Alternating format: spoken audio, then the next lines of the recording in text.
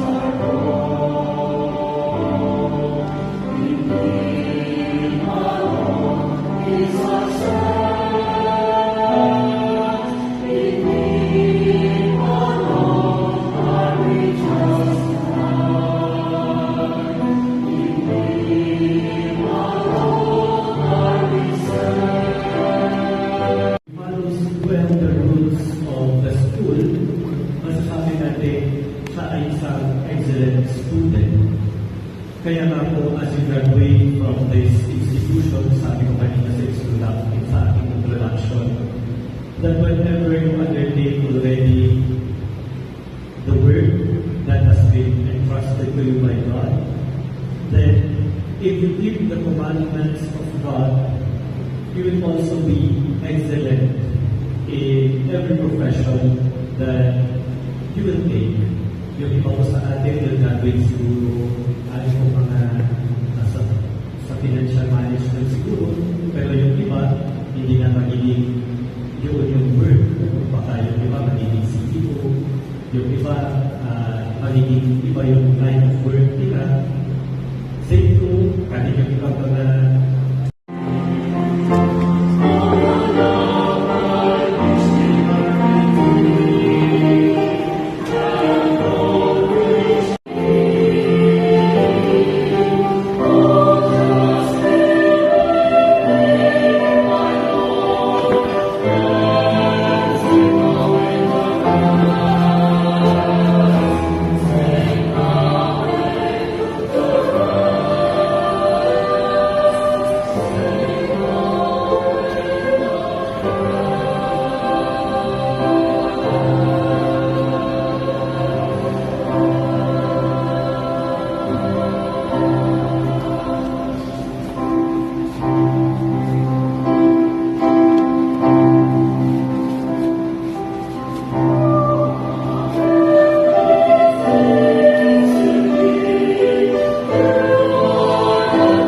ganda-gandaan nga ang auntie nyo dito kasi feel na feel ko talaga yung bangs ko, yung fake eyelashes ko, ganon.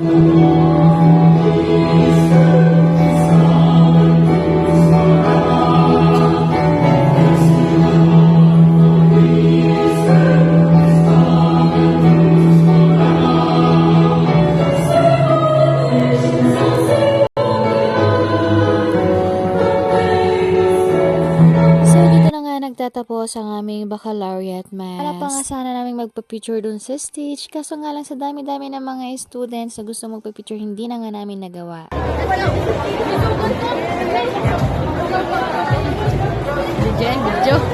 After nga na baccalaureate mass namin ay nagsiuwi na nga din lahat kasi nga syempre kinabukasan nga nito graduation. Kailangan namin ng beauty rest para lahat kami ay maganda at saka gwapo. Pagkalabas nga namin dito, pumila nga kami kasi ibibigay na nga yung wand ng mga witches. Charus. Pumila nga si Calista at saka si Thea dyan kasi hindi nga sila nakakuha ng yearbook. Kaya ito nga si auntie nga, ganda-gandahan. Na-feel ko talaga ang aking makeup today kasi ang ganda-ganda ng aking eyelashes. Allah, tsaka yung bangs ko. Uy, pangit. Sana i-fix mo kami. Hindi siya magano mo. I-straight mo. Matikalista.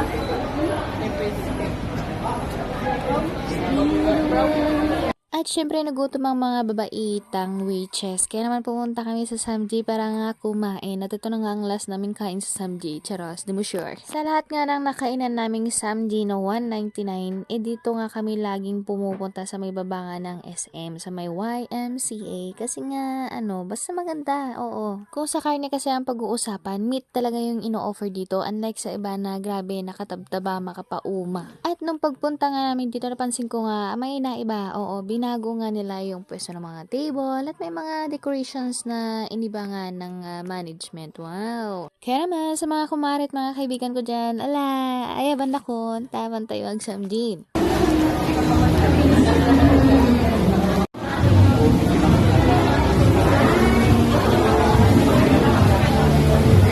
Yan na masaya.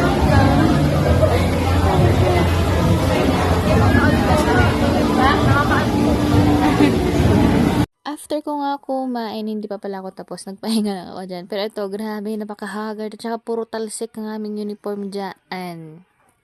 Diba? Nagtakalitan ko talaga naman. Grabe nga ang haggard ko dyan.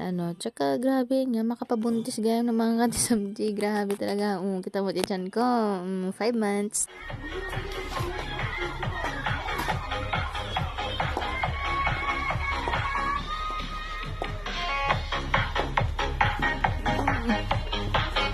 Duman nga lang kami dito para nga bumili ng fake nails. And ang gaganda ng sunflowers. And that's all for today. Bye!